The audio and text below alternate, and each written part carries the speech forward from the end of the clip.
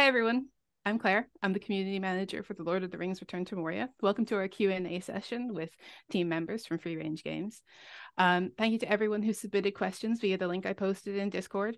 We got a great range of questions, and I've also got some additional questions that I've added in myself. But first, we want to do a round of introductions. We've got some familiar faces, and then we've also got some new faces as well. So why don't we start?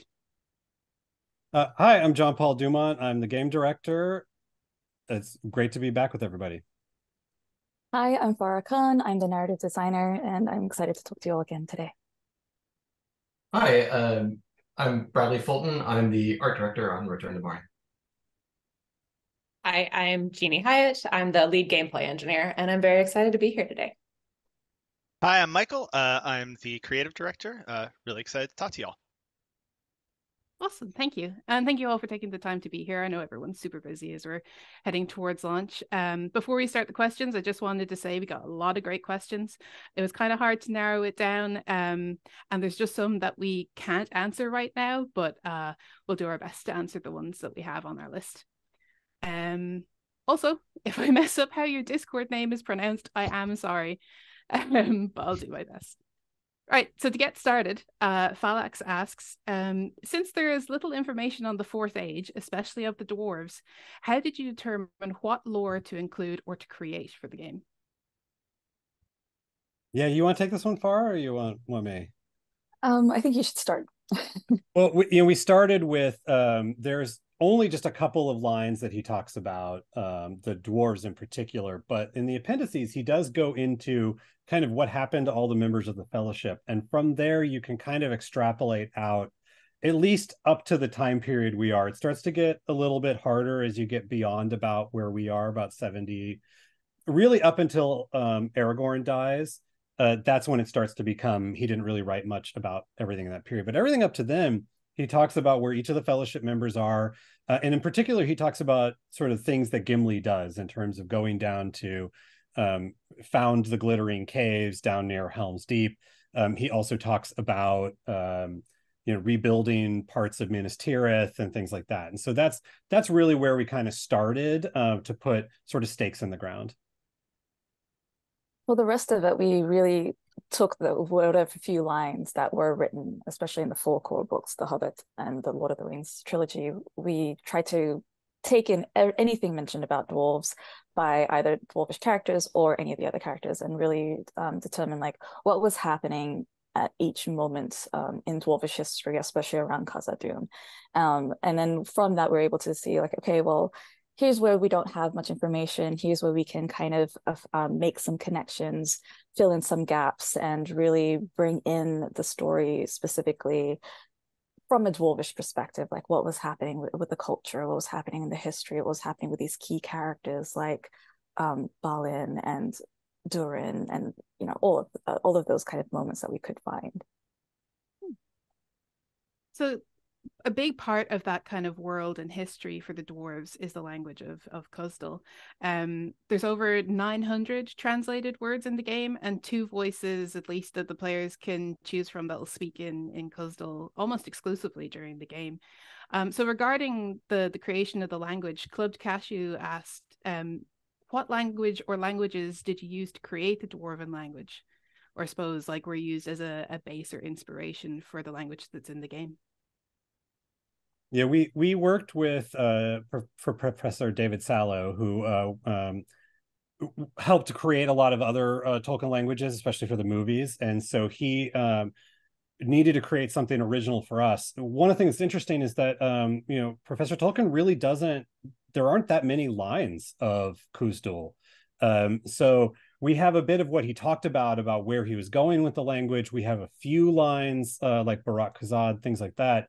And so where Mr. Sallow went with that was based on what Professor Tolkien talked about in terms of where he was going and where he based it. And he based it particularly on Semitic languages. And that's where we continue to go in that direction. So moving on to some more kind of gameplay questions. Back in November, the community was asked about their thoughts on character info and items persisting across some of the save games. And we had a question also submitted by Pickled Fish Safari, asking, will we be able to carry our inventory into a friend's game? So can you speak to the results of the feedback and what players will be able to bring to other games? Yeah, it's actually been pretty important to us to let players have a character that they've progressed through the game with, and then fully take that character to another friend's world, which means taking all their stuff with them. So you can load up a pack and take your full inventory over. Now, stuff like the recipes you've unlocked and the ability to make those kind of stay with your world and server. But if you want to go help a friend out and bring your kind of end game gear with you, you can totally do that. What kind of customization can players look forward to when they're creating those characters as they're bringing them over to other saves, or even just starting their own save? Like, will they be able to change things up afterwards, and what kind of things can they look forward to? Well, to start with, when players create their initial character, we wanted to have a dwarf creator that offered a huge amount of variety to them. So we spent a lot of effort to create a wide variety of faces that capture like different personalities and backgrounds from all the different places in Middle Earth that a dwarf might come from. And then together with that, we spent a lot of time on different beard styles and hairstyles. We felt that dwarves wouldn't really leave anything unadorned, so there would be lots of jewelry and braiding and different different cultural styles that come across to express like the huge amount of variety of different places in Middle Earth. And when you add that all together, it ends up creating a huge number of combinations. So we're really pretty confident that players will be able to create a dwarf that they really identify with. And then that includes even things like scars and tattoos and things like that. And about the being able to change things before going to other games, will that be possible? Yeah, that's actually one of you'll always be able to pull any dwarf you've got up, make any edits that you want, and then go in between. Awesome. So moving into kind of more gameplay when players actually get into the game, a few community members were asking, what does upgrading and progression look like in the game with regards to weapons, armor, character stats, etc.? Is there levels or tiers? What kind of things are going on there? Yeah, so in terms of kind of unlocking new, more powerful equipment, Jon-Paul, Farrha, Bradley have kind of done this amazing job of creating these sets of armors and weapons that are really from different cultural eras and regions from the dwarves. So as you're progressing through the game, you're unlocking these different sets and kind of just building them up, or unlocking higher and higher tiers of power as you're going. In terms of stats, we've kind of always wanted Moria to be a game where you really craft all your power, so that if you have a friend who's just starting, they can join your game and you can load them up with the stuff you've made and they can dive into whatever you're doing. So there are stats, but they're all completely influenced by the armor you're wearing and the weapon you're bringing along. Awesome. Yeah, we had an interesting time figuring out the progression in terms of the armor, because a lot of survival games start with wood, and then you make a wood spear, and then you make like an iron axe and move in. And that didn't make any sense for dwarves. The dwarves of the Fourth Age would know how to make that stuff from the beginning. So we had to figure out what would be a progression that didn't follow this sort of material-based progression pattern. And that's where we started with, well, they would have the Fourth Age stuff, and then they'd kind of start making probably Third Age stuff at the same time. But then going into Khazad-dûm gives us an opportunity to start finding ancient lost secrets. So the Third Age stuff is pretty good, but the Second Age stuff is better. And then the First Age stuff is the really good stuff. And that's how we ended up creating that discovering of the lore and exploring the environment and unlocking stuff, all kind of tying together.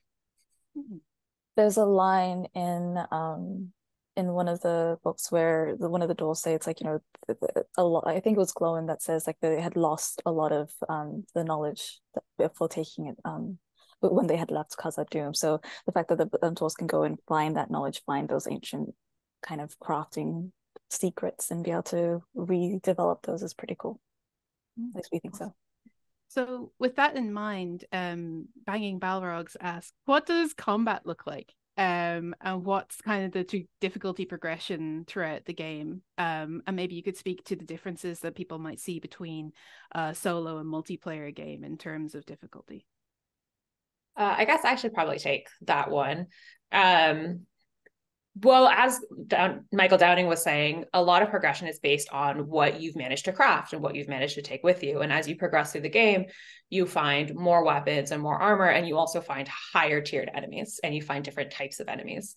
And so when you enter a new part of the game for the first time, the enemies that you find there are going to be typically a lot harder until you manage to get the resources that you need to craft the weapons and the armor that you need for those specific enemies.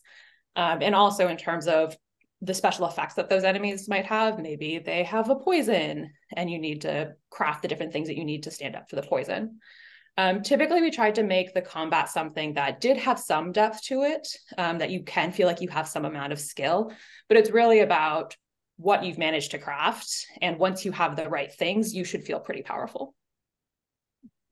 Yeah, and in terms of a multiplayer, I will say that the game definitely kind of gets a little bit harder and harder as you bring friends in, but more people does make challenges easier. So if you're having a really hard time with an area, get your friends to come along. That should help out. But the flip side to that is getting the stuff you need for everything gets harder. So, it might not have been that hard to get like the metal you needed for one full set of armor, but making 8, that's a lot more difficult. The other nice thing about having your friends around is even though the enemies do become a little bit more difficult with more people around, is you can start specializing your friends in terms of what sort of weapons they have. Maybe someone has the really strong hammer, maybe someone has the really good shield. And so it can change how you take on the enemies just based on who has what weapons, because each weapon does feel a little bit different in terms of DPS, in terms of speed, in terms of like heft to them. So it can change up the experience depending on who you have and what you have equipped. I'm sure some members of the community will be strategizing and equipping their team. So we had a number of community members ask about endgame gameplay. So we obviously don't want to give anything away, but does the game have an end, as it were? And after that point, are players free to continue playing, or what does that kind of look like? Will they be able to go back over places and that sort of thing? Yeah, that's a great question. The story has an end, but the game itself doesn't. And so as you play, each area that you explore opens up more and more of Moria. And so the game actually gets more sandboxy as you play, as you're able to double back to different areas as the game gets bigger. Once you finish the story part, then it goes into full sandbox mode. And in fact, we've actually got materials, tools, and weapons and armor that don't unlock until after the story. So there's a big incentive to keep playing, even though you've sort of solved all the mysteries of what's happening. And then we have a whole, at least a year plus multiple years worth of content planned out. And that some of that content is going to be just making the overall game better. Some of it's going to be filling in stuff that cool ideas that we couldn't quite get to at launch. And then a lot of it is going to start filling out that sandbox part post-story. So I know the next question is asked in the community a lot, and we got a lot of questions submitted about this as well. Will mods for the game be supported? That's another good question. We're not putting in, we're kind of a smallish team, so we weren't able to really put in full support in the software, but we're not doing anything to prevent it either. Players can generate a map using a seed when they're starting up a save, and some community members were wondering what in the world map that seed will affect. If it would be possible to adjust the size of the map or areas using a specific seed, or like game options that might allow you to adjust what's generated.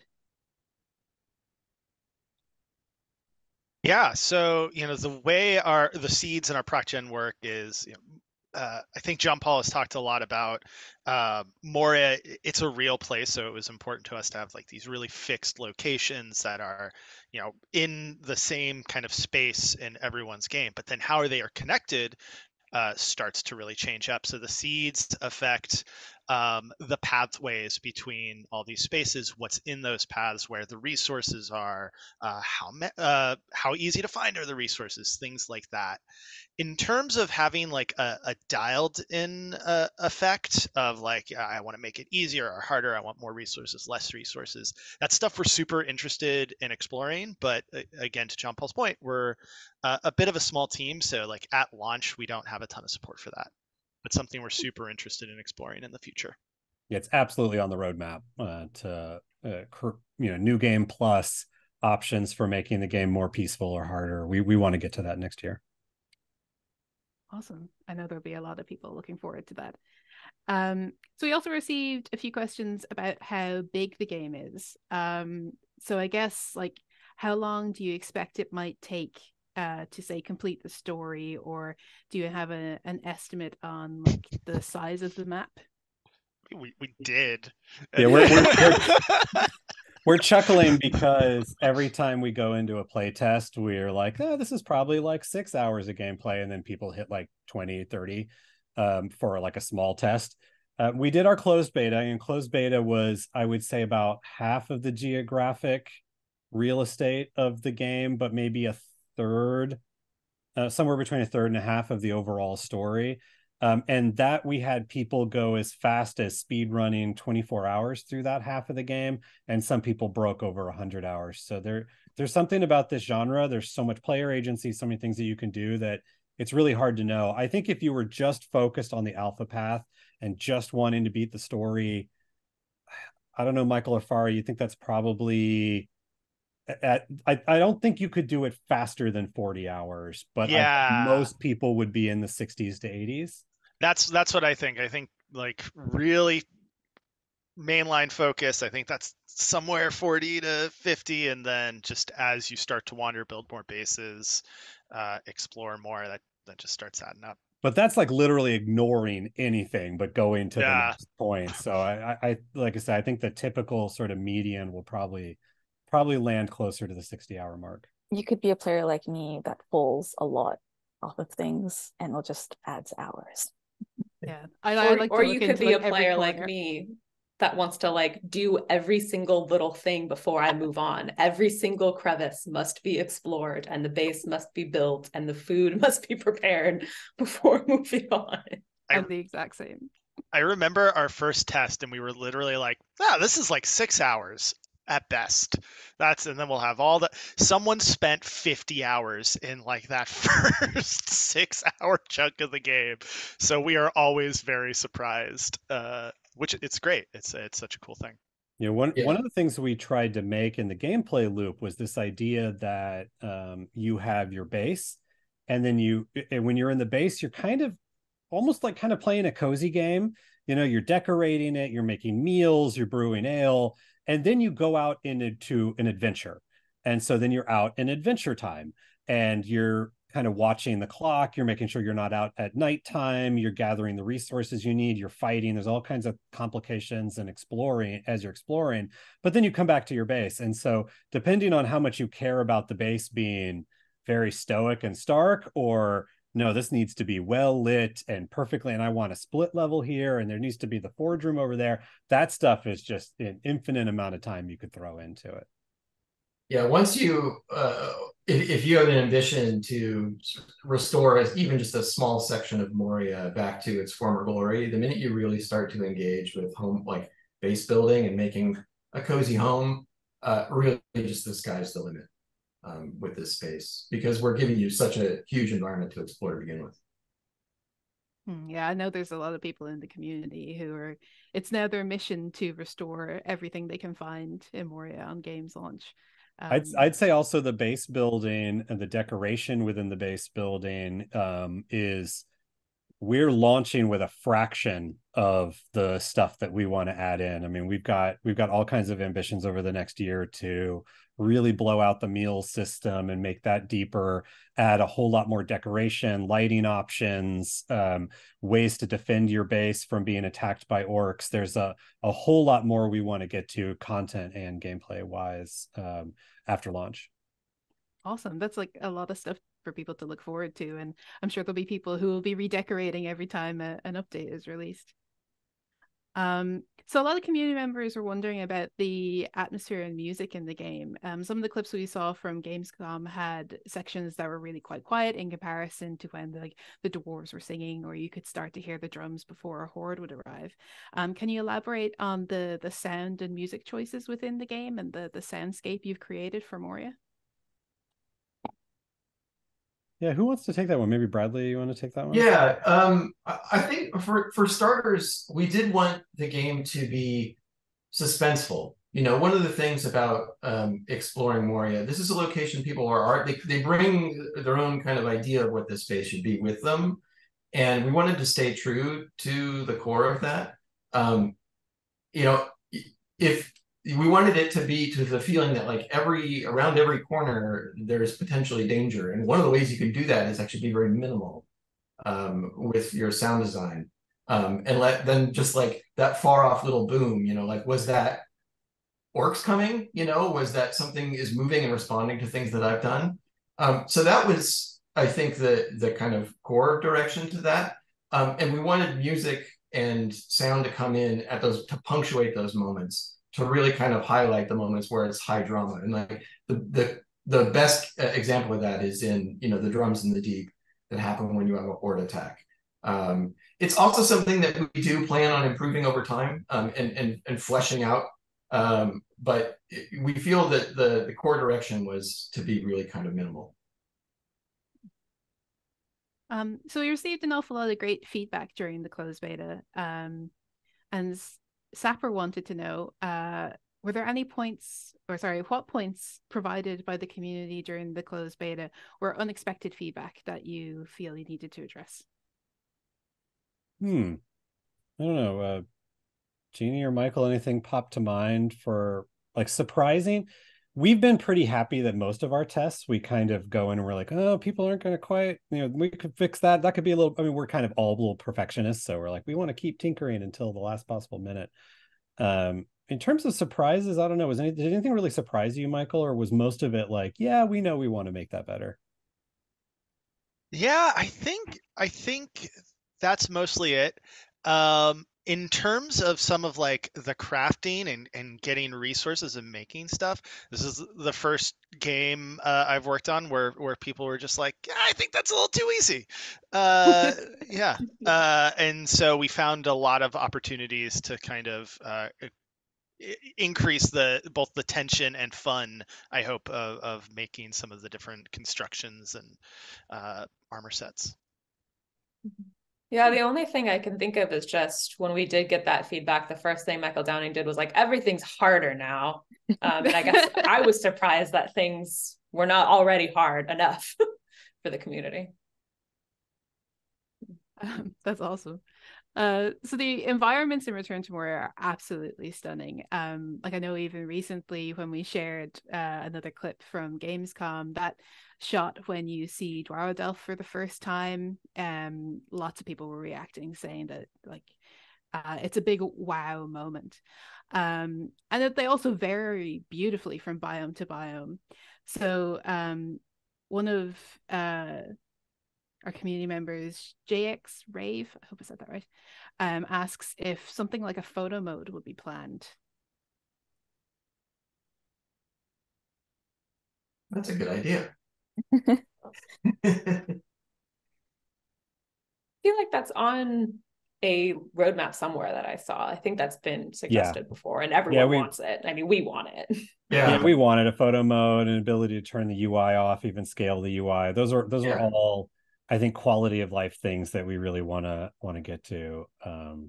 But Bradley, maybe you could also just talk about like what it took to make a breach moment like that. And, you know, we use the word breach as like, you know, every so often in the game, we want you to go into something surprising. And sometimes it's another dwarf hall. Sometimes it's an orc camp that you didn't know was there. I know I've had a couple times where I dig through and then there's just a wolf staring right at me and I can't jump. But then sometimes it's something like Dorodelf, and you don't always know what's going to be on the other side of a rubble pile like that. Yeah, I think there's a lot of different ways to approach this question too. There's a lot of different topics, but the breach moment in particular, it's one of the most exciting things about exploring underground. And we knew we really wanted to maximize the number of times that might happen. When you're digging through one of these collapsed sort of tunnels, it naturally builds suspense, and there's kind of a rhythm to how long you dig, and just one more pickaxe and it's going to breach open, and then have that next thing on the other side of it be a whole new environment. In our environment, it's also, or in Moria, I should say, the location of Moria, it's also particularly good because it's a very theatrical place. You've got a lot of verticality. It's not necessarily intuitive, but when you're underground, you actually have a lot more verticality than if you were above ground on the open, the open world. And so you can have these vistas like the breach into Dorodelf that are not just deep, but also, deep in forward, but also deep down. And then in the dark space, when you've got light coming into it, you've got really these sort of high drama moments. And we wanted to, in all of our locations, we really wanted to kind of maximize that feeling. So regarding those like visual designs in the game, what kind of inspiration and reference did you draw from to create Moria and the dwarves within? And were there any unexpected references that might not feel dwarven, but fit well with the style of the game that some community members might be surprised to hear about? Yeah, well, the first and what players will encounter fairly early in the game is the Elven Quarter. It's not necessarily common sense that there might have been elves living in Khazad-dûm before the fall, but the elves and dwarves were great friends at the time, and so it naturally made sense that they would have a place within under the mountain a home that they've made for themselves. And what we wanted to do was provide that fairly early on to establish the groundwork that there are many different other undiscovered locations ahead of you as you explore. And in doing that, in creating the Elven Quarter, it gave us an opportunity to really explore what the look and feel of the elves in this version of Middle Earth that we've created, this take on this place. And also, it's a different group of elves maybe than players have encountered before. And what that means in the visual style. And then the second part of that was an exchange between dwarves and elves, because they were living together in the same place, that some of those styles bleed into each other. And if you look carefully, when you're exploring some of the homes, the ruined homes that are scattered around Khazad-dûm, you might find that there's, say, furniture that actually might have been crafted by an elf. And it's just mixed in there. It's just part of their daily lives. Oh, that's really cool. I look forward to looking for those bits. Anything from a lore standpoint you felt like was kind of either maybe a surprising thing that we pulled in? One of the, I think what might be surprising for some players is some of the designs that we are incorporating, especially for when you're choosing your character customization in the beginning. We are in the 4th age, and so we tried to look at it like, there's more mixing of cultures in the 4th age than there would have been in the 3rd age. So what does that look like in terms of like the influences that Rohan would have had on the Glittering Caves dwarves, or Gondor as well, like the proximity of these cultures around each other and what that might look like. And there would have been a lot more travel happening now that we're in a reunited kingdom under Aragorn. So how does those kind of cultures now incorporate from other regions of Middle Earth that we might not have seen in previous iterations and adaptations and things too? So I think Art and Bradley have done just an amazing job in kind of incorporating all of those things. And it's interesting that you bring that up, especially because when we did our voiceover sessions with John Rhys Davies, he was talking in particular about one of the things about Gimli is that he can grow and change. And he called out in particular becoming closer to the elves, becoming closer to the men than other dwarves. And so that's why it makes sense that the Glittering Caves would be almost more cosmopolitan for a dwarf, if you could even say that. So there's also there's a few options to kind of customize the look of your armor and some of your weapons in game. And Bandit KS asks, might we have an option in the future to name our weapons or an armor we make, or custom change its attributes to make it fit more to their playstyle? Unfortunately, like at launch, there's no weapon and armor naming, though I do really like that idea. In terms of customizing the weapons, as you go through the game, you're going to find kind of really rare, precious gems that each correspond with a rune you can inscribe on that weapon. And that's going to give the weapon special stat bonuses and powers. So you can really mix and match, like, like my favorite is I take the halberd, which has this 360 attack, and the frost rune, which can slow some enemies down. So I like to take that and dive into the middle of a fight and then slow everybody down, which feels really good. And there's a ton of combos like that. And as we go on with development, we really want to add way more of these runes and effects to the game. There, as we know, in Lord of the Rings, a weapon with a name is a very powerful, ancient, legendary weapon. There is one of those in the game, but lots of plans to discover more later. So you can also have some cosmetic changes on your armor, where you can change the color and kind of vibe yourself out a little bit there. And again, in the future, definitely want to add more. Like right now, runes are just for weapons, but ways to tweak your armor to make it a little bit more to your playstyle. And one thing that was important to us is when you're in a group, especially playing like up to 8 players, that each player can look a little different. So that's partly why the armor tinting is there. But we made a choice that the helmets and the shields in the game, early in the game, they do get a little better, but at some point their overall stat value plateaus. And that might feel a little strange, like why shouldn't the shield at the end of the game be better than the shield at the beginning? But that was one area where we decided we really wanted to let players express themselves and feel different from everybody else. So you didn't feel like, if you played a lot of these games, you end up with like the full complement of all of you and your party are all wearing the same stuff because you feel like you've got to min-max and wear the best things at the end of the game. We wanted everybody to feel like the helmets and the shields that they picked were really about the ones that their dwarf would carry. And so that was one of the areas we want. And so over time, you're going to start to see, as we add new armor and weapons in, those will have stats. But new helmets and shields, those are particularly going to be cosmetic options so that you can really feel like you are different from the other 7 you're playing with. Okay, so Middle-earth has such a rich history and world. When starting to work on Return to Moria, was there any key part of Dwarven lore or history or design that you each used as a jumping off point to start your roles in development of the game? Yeah, I'll get us started on this.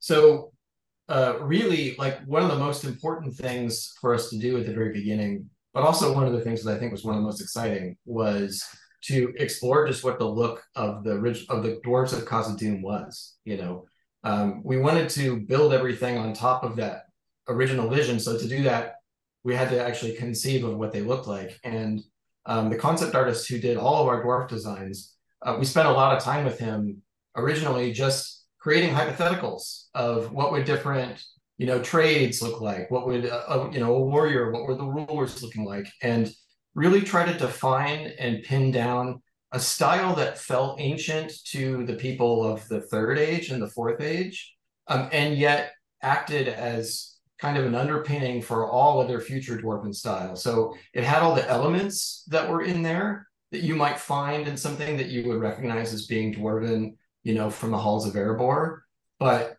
felt just somehow intangibly more ancient. And one of the ways that we did that was just to look at ancient human cultures and see how some of those things might evolve over time. You might have the relationship between, Celtic and Norse, in same or subsequent time periods, and how those styles evolved, because there's always kind of a continuum there. So there was, fortunately, our concept artist is also a really huge historian nerd and was able to pull all this reference from ancient armor and weapons and just kind of incorporate those ideas. And we did a lot of back and forth to say, well, this is how it happened on Earth. How would it happen in Middle-earth? And what new elements do we bring in, that say, well, this isn't just historical, this is actually a fantasy world. And really happy with what we did there. But the player actually encounters some of these things in the armor and weapons that they, unlock and are able to craft for themselves over the course of the game. From a narrative point of view, one of my main goals is to make sure that we are trying to be as true to the lore of what's already established by Professor Tolkien as much as possible. So my goal was always to just go back to whatever's in the books. Always go back into whatever's in the books. If it's not in the books, is it informed by all of the other rich history that surrounds Middle Earth that's already been established by,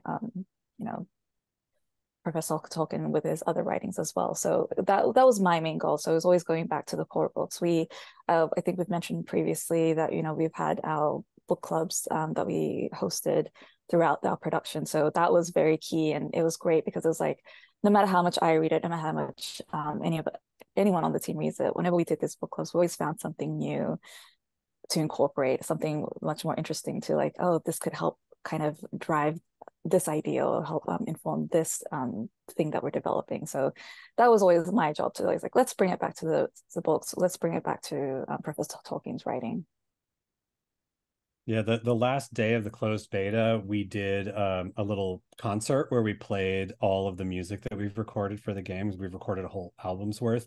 And while we were listening to that, I could almost pinpoint where our composers, Max and Teddy, you could almost point, or I could remember the session of the book club when they're like, that would be a good song. We should talk about that that one line. That's an interesting idea. And almost every song kind of came from one of those book club sessions. So they really are rooted in our reading and rereading of the books. And even when it came down to just the translations into Kuzdal, like even just like a couple of weeks ago, we were like going back to the books and like it felt almost like an archaeological exercise of like, okay, here's what the appendices says, and this is what was actually shown in one of his Professor Tolkien's illustrations. How do we marry the two to what we have? And I really felt like I was in an archaeological kind of situation. When it comes to dwarven lore and history for my work, because I spend a lot of time on the goblins and the orcs, which are really the big bads and the main bads in the game and in Moria in general, I look at like the long, consistent wars against goblins and orcs that dwarves have been fighting for like time immemorial. And like just some of the really horrible like scenes that have been in dwarven history when it comes to orcs, like Azog the Defiler, etc. And so when I'm working on behaviors for goblins and orcs, it's a lot of how do I make them as horrible and nasty and make you want to hate them as much as you're going to need to hate them to fight them for the next 100 hours. So what little things can we throw in here and there to just be like, these are nasty, nasty little buggers, and we're going to go clear them out. And for me, I guess it's a little bit more of instead of the lore, more the vibes of the books, especially The Hobbit. It was really important to me and all of us that it wasn't just like all darkness all the time. So we really wanted to create game systems and rewards that promoted things like having meals together, having drinks together and singing songs, and to Jon-Paul's point, making a cozy home you can come back to, and really highlighting that aspect of The Hobbit and Lord of the Rings in the game. One of the things we've always taken very seriously on the team is to be values driven. And one of our values has always been to be lore forward, as you could kind of probably tell from all of the different answers. And you kind of live by that value, and there's a double-edged sword to that, which is why there's no Balrog in the game. And which would be surprising for a lot of people. But ultimately, we were like, wow, it's Moria. There should be a Balrog, right? Come on, let's put a Balrog in. And the more we turned it around and twisted it and brainstormed and thought of stuff, we were like, it really felt like the Balrog was written to be the foil for Gandalf, and that was Gandalf's story, and that to have another Balrog would be to undercut what I think is one of the greatest moments in literature from the 20th century, is the fight between the Balrog and Gandalf. And so that's where we said, well, okay, if we're going to be values driven, no Balrog, then what's going on in Moria? What's the story? What are the stakes? And so I know there's going to be people that are like, hey, I can't wait to fight a Balrog, and they go, oh, no Balrog, what is this game? But I think there's enough people also in the community that we've gotten a lot of feedback that they're glad that there isn't a Balrog in there, because that means it's a new story. It's not fighting the enemy we already know. It's not dropping the ring in Mount Doom again. It's something new, and that was important to us too. Familiar world, all dwarves all the time, them telling their story, and what would ultimately be the most important story the dwarves could tell. And we feel like it would be going back to their home. So there is no Balrog, that's true, but there are also traces of the Balrog kind of throughout Moria as you explore it, and even in parts of the story and whatnot. So like there is no Balrog, but I think it's very interesting how much of an impression he has still left on the space and on the dwarves as a whole. Oh, interesting. So taking a step back from the game itself for a moment, Red Arch Wizard asked, what was the team's experience like working on Return to Moria? So everyone that you have on your teams coming together, like, how did you find it, or still finding it? I loved it. I have been a very big Tolkien fan for a very, very long time. I like all of Middle Earth. So for me, this was just a dream.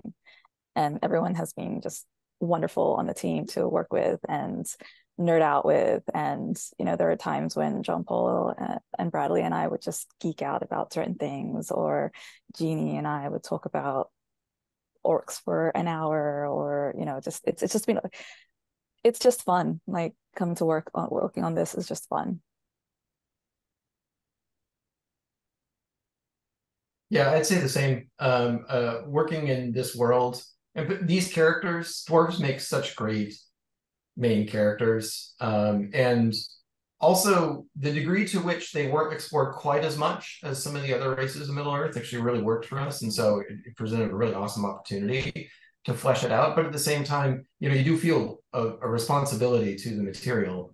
You know, it is beloved by everybody, including us, and so that creates a little bit of a serious tone. But but dwarves themselves aren't terribly serious characters. Like they have an earnestness in them, but they also can be very colorful. And that in itself just presented a huge amount of fun in creating all the different designs and all the different styles and that kind of thing.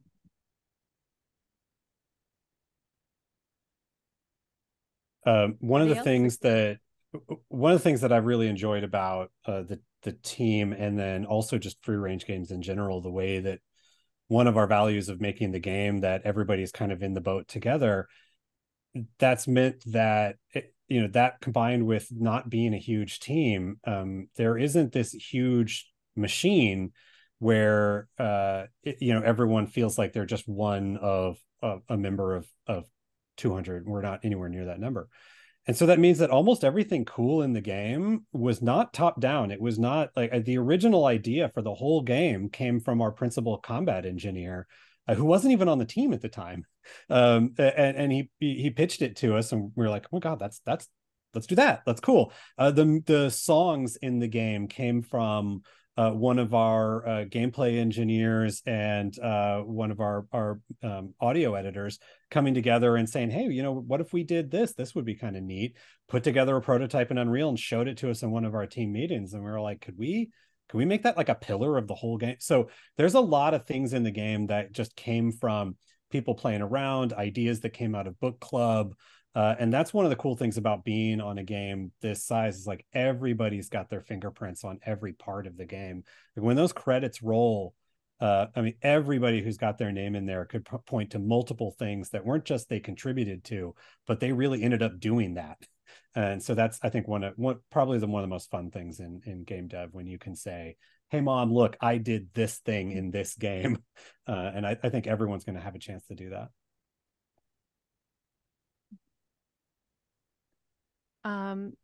So the next question, please try and resist the urge to give any spoilers. And you're welcome to not answer if it would be a spoiler. Torvus would like to know, what are you most proud of with Return to Moria? I didn't hear that question. I'm sorry. My audio What are cut you- out. Torvus would like to know, what are you most proud of in Return to Moria? I think two things for me. Some like what Bradley had said earlier, there is a responsibility that we all felt, I think, coming to this project because of our respect and love for the books and the world. So I think the thing that I'm most proud of is just how much all of us kind of felt that and brought that to the table. Like, I think everyone had a lot of deep respect and for what they were working on, and I think that really shows. So that as a whole, just being part of this project with this group of people is pretty fantastic. The second thing I'm most proud of, and this is just from my particular, just being a fan, is having the opportunity to work with John Rhys Davies and writing words for him like that. I don't know. I'm that's very, very exciting for me. For me, I think as we've done the beta and some other tests, there's kind of been this like frequent, really good piece of feedback that we've heard, which is just like, wow, I really thought a game just set underground was gonna be really dark and dreary and a lot of rocks. And you guys have made all these different spaces that feel really different and surprising. They play different. They have different variety of enemies. They have different resources and things I'm doing.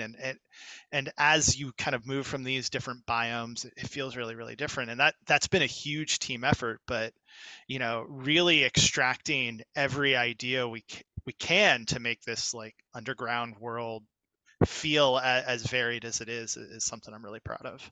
I won't say which specific areas because you'll have to play to find out. I'm going to be most proud that this game in its current form went out to players at all. I think you hear a lot about every game feels like a miracle, but with this size of team, that we stuck to the vision that we had for this game and that is the vision that we're delivering to players, I think is really amazing. There are so many places where we could have been, it would be a lot easier if we didn't do X, but players are really going to like it. It's really true to the lore and it feels right for the game. So we're going to do it and we're going to get it out. And like Jon-Paul was saying, every person on this team has had their fingerprints on so many things. And for us to be able to get this out and into the hands of players and know that we did deliver what we wanted to deliver is what I'm most proud of.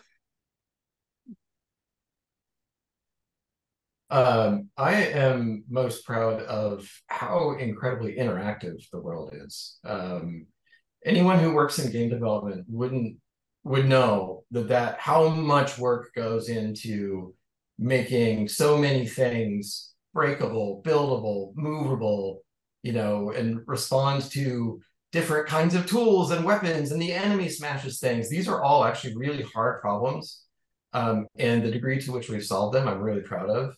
And it makes for a world that when you really start to just push the boundaries of the space by, you get your first pickaxe and you walk up to a thing and you start chipping away at it and you see that it breaks. And then it opens up this whole world of what else in this world can be changed. And that, especially in a game that's built around crafting and building a home and, kind of finding your own game within the space that's even separate from the story. That's sort of like the underpinnings of all of that. And I'm really proud of how good we did that. This will sound weird, but I think I'm most proud of how messy the game is. It's not a corporate game. Like, we didn't evaluate the ROI or the KPIs of each feature in the game. We really kind of went with rule of cool. We were like, they wouldn't just make food and take it out with them. They'd have a meal. So let's have a meal table. Let's sing while you're mining and then have that bring the orcs instead of just sending it on a timer. We have two voices that are just entirely in a made-up language. So there were so many times, as Genie said, there's so many times where we're like, do we really need this? I don't know, but we pushed through anyway. And the game isn't like this well scripted, at this hour this will happen, and then this cool scripted of in this cinematic. It's not like that. I mean, I think everyone's going to have a different experience with the game as they play it, and that's what I mean by messy, in that we just have this volume of interesting things and interactions and weird stuff. And I think that's going to lead to the kind of player that wants to just jump in and feel very sandboxy, even though there's a story. I really hope they're going to love this kind of experience. So kind of the opposite of that, I guess. Fenris Moonfire asked, what was your biggest challenge during the development process? I'll give the same answer that I just gave. making things interactive, making you cut out the supports for a building and then it starts to collapse.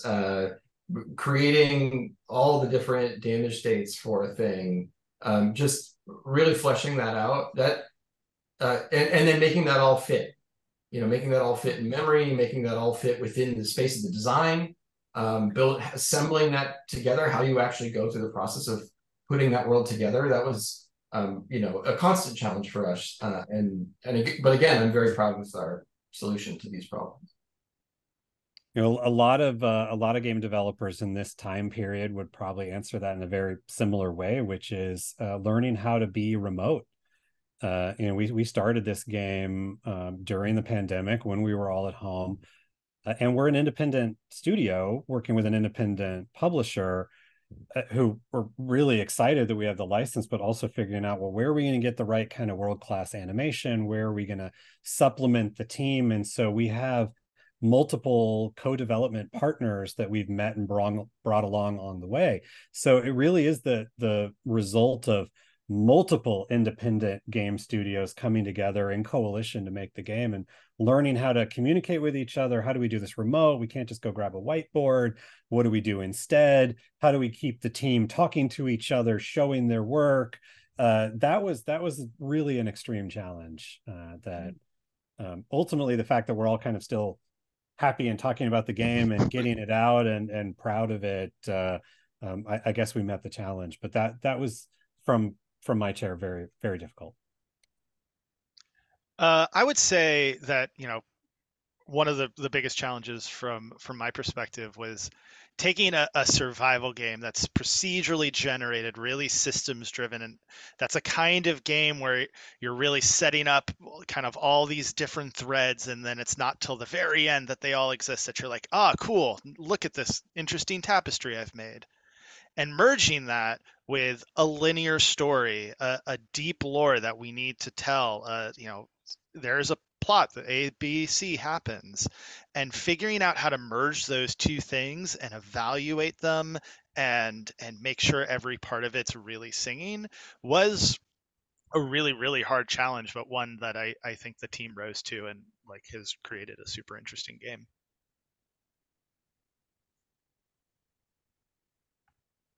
One of the challenges that I found, but was also one of the most fun aspects as well, and I hope players enjoy it too, is we have multiple voice options, and one thing that I really wanted to do is make sure it's not just a voice option, you get a real personality come through for each of these voices too.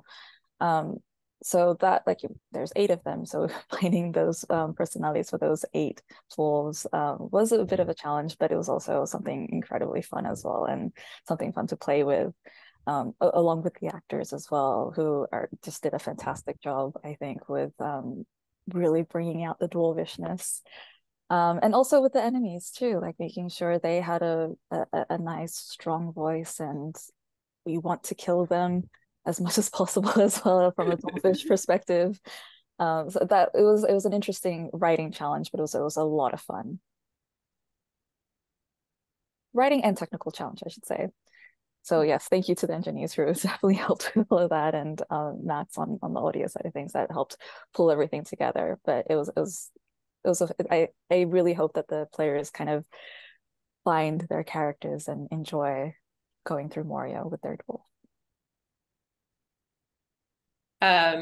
for the gameplay engineers, and particularly I as an AI engineer, the biggest challenges were related to the fact that this is a proc gen game where the player can do just about anything and go just about anywhere and break anything they want and build anything they want at almost any time.